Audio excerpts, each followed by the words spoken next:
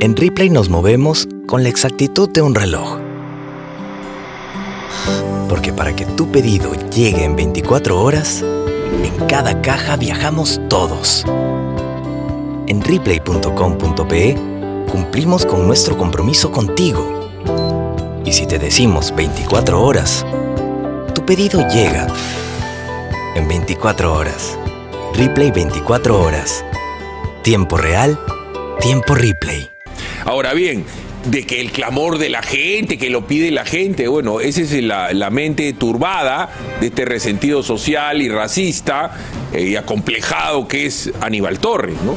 Porque claro, si una manera que tienen ellos es de evadir la realidad y su responsabilidad es comenzar a pasearse por el Perú haciendo gabinetes descentralizados, entran un paraninfo que busca el significado de coliseo o de paraninfo y claro, llevan a 20 patitas que les gritan cambio de constitución y él dice es el clamor de la gente. ¿Qué más dice? Que no, que la asamblea no va a interferir en otra cosa. Es más mentira, una asamblea constituyente destroza todo. Pero escuchemos al viejito loco que se hace el cuerdo de vez en cuando o viceversa.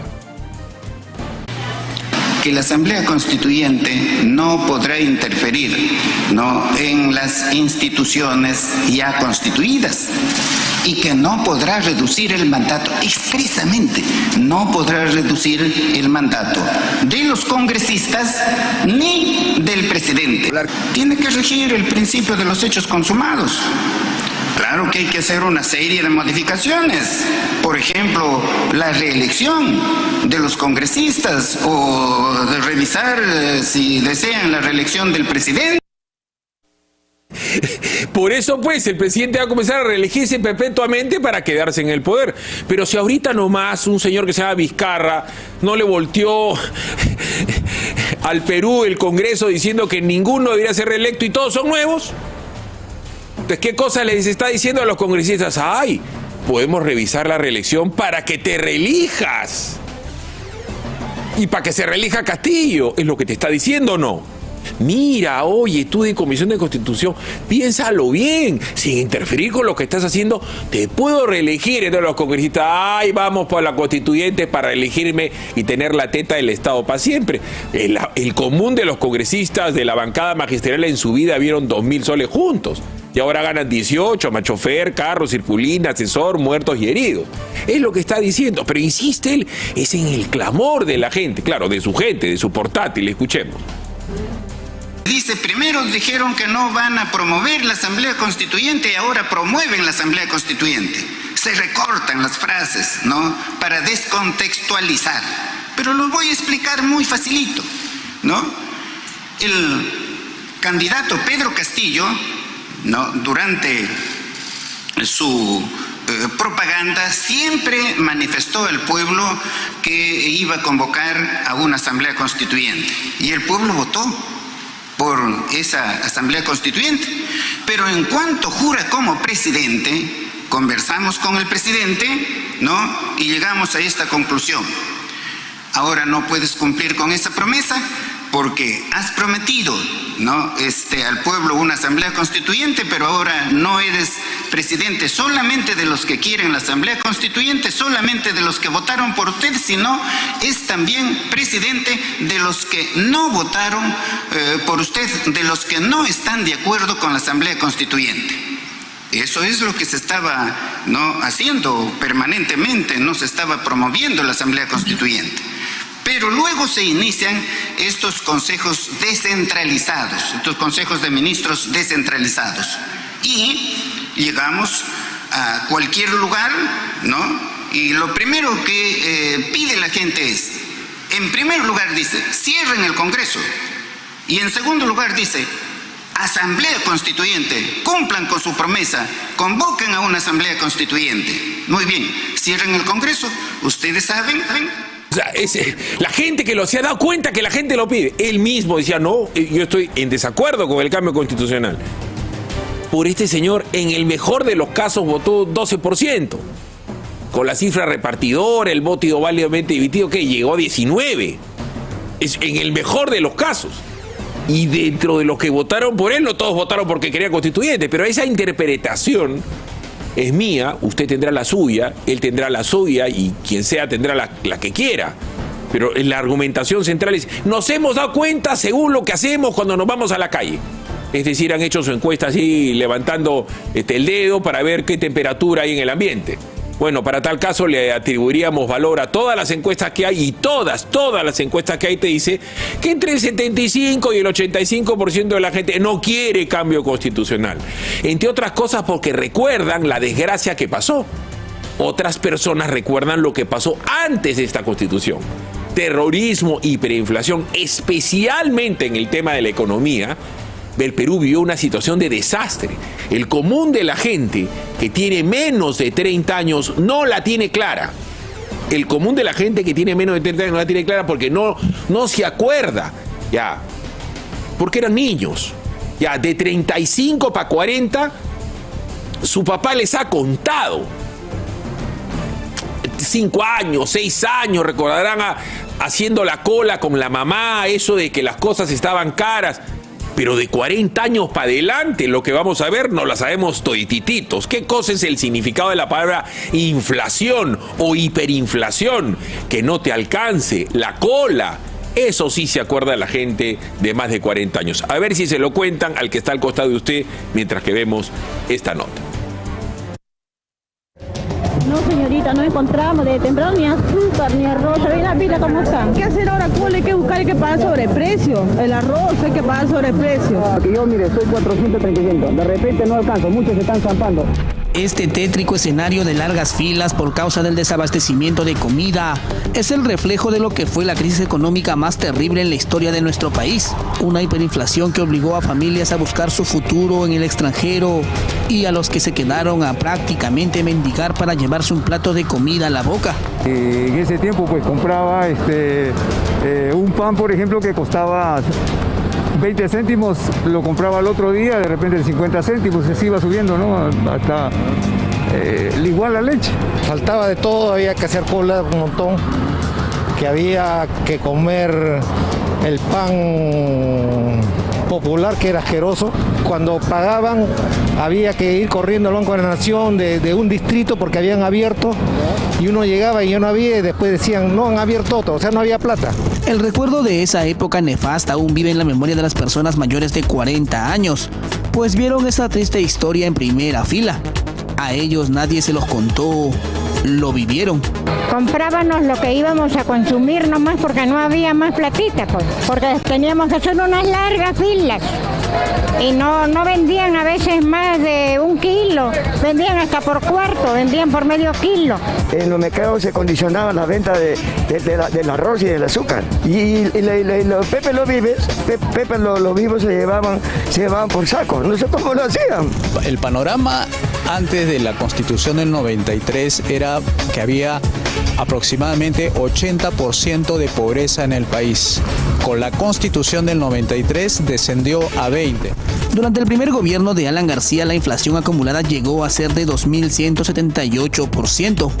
El cambio favorable iniciaría con el gobierno que vino después. Alberto Fujimori, que había derrotado a Mario Vargas Llosa en las elecciones presidenciales, tenía la misión de resolver problemas como la pobreza, que estaba en un 80%, la falta de infraestructura y el exceso de trabas burocráticas. Había que solicitar autorización al Instituto de Comercio Exterior para que te permitiera traer carne argentina, carne de otros. O sea, el nivel de burocracia, de controles, de permisos, licencia era enorme. Entonces, poca tecnología. La nueva constitución creada en 1993 fue vital para los cambios que tuvo el país. En 3 años dejamos del estatismo, pues las empresas públicas acumulaban muchas pérdidas, y pasamos a un régimen de economía de mercado. Las empresas estatales arrojaban pérdidas acumuladas de $7.000 millones. ¿Y quiénes pagaban eso? Nosotros, los contribuyentes, para financiar esas empresas estatales. ¿Dónde? En el IGB de las cosas que compran, en la leche, en el pan, en los fideos, en el aceite. Antes de la Constitución del 93 habían 400 empresas estatales en el país.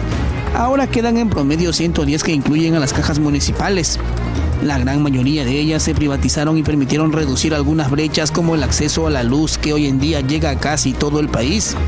Diferencia con el agua, que si bien ahora más peruanos tienen acceso a ella, aún es insuficiente. pero antes solamente tenían el 40%. Ahora hemos avanzado el 80%, todavía falta un 20% de peruanos que no le llega el agua, ¿no? O sea, ha habido muchos elementos del mercado dentro de esa empresa estatal que ha aumentado también la cobertura del servicio de agua potable. Antes, el agua era subsidiada. La nueva constitución eliminó muchos subsidios que solo le generaban gastos impagables al Estado. El agua y hasta el combustible eran pagados desde el gobierno, dejando un gran vacío en la caja fiscal. Remediar la hiperinflación significó, entre otras cosas, darle autonomía al BCR y hacer que ya no dependa del Ministerio de Economía. Quiere decir de que el jefe del presidente del Banco Central era el ministro de Economía. Entonces le pedía: imprímeme billetes para financiar los sueldos y salarios de los empleados públicos. Eso era antes. La nueva constitución consagró principios de respeto a la libertad de empresa, de comercio y de industria, aperturando nuestra economía y permitiendo las importaciones que, a su vez, cambiarían el estilo de vida de los peruanos. Antes las personas podían comprar un solo tipo de leche, ahora compran más de 10 tipos de leche. Antes la gente se paseaba a los centros comerciales de esa época, de Tía, Escala, Gigante, que han desaparecido. Antes habían 2 puntos donde las familias podían hacer su recorrido en Lima y ahora hay más de 20 puntos donde los conos norte y conos sur no existían. Por ejemplo, antes eran 3 las principales marcas de carro que se podían ver en Lima: Volkswagen, Toyota y Datsun. El nuevo modelo económico abrió un abanico de posibilidades y una mejora en los precios, pues el poder adquisitivo de los peruanos mejoró. Entonces, ¿qué hacía la gente cuando tenía un poquito de plata? Agarraba y lo volvían a pintar su auto, le hacían reformas al auto, que parecía un auto Toyota, parecía un Mercedes. El Volkswagen parecía un carro distinto a Volkswagen porque le ponían alerones, llantas anchas, aros cromados, porque la gente aspiraba a tener buenos autos, pero no podía traerlos. El Perú ha cambiado en las últimas 4 décadas. La Constitución del 93, que hoy desde el gobierno quieren abolir, ayudó al país a salir del hoyo de la pobreza. No es perfecta, es verdad, pero para las necesidades y prioridades de la actualidad es mejor esta carta magna que la que pretende hacer Pedro Castillo, el presidente rodeado de socialistas y comunistas que solo harían retroceder al Perú. Basta con ver el antes y el después para darnos cuenta qué es lo que realmente queremos.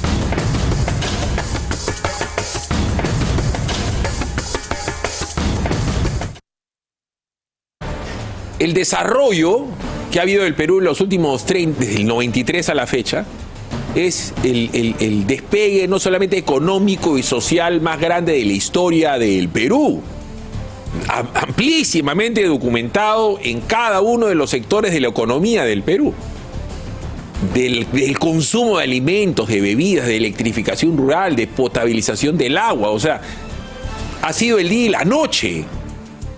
Pero el milagro peruano es mensurable contra los otros 10 milagros más grandes del mundo. Pongan ustedes el milagro japonés, el milagro de Singapur, el despegue económico. ¿De qué país te puedes decir pues que era antes y después como el Perú?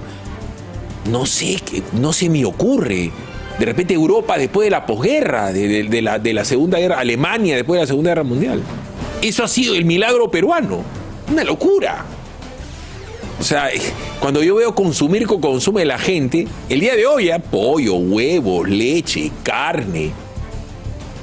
Eso era antes imposible.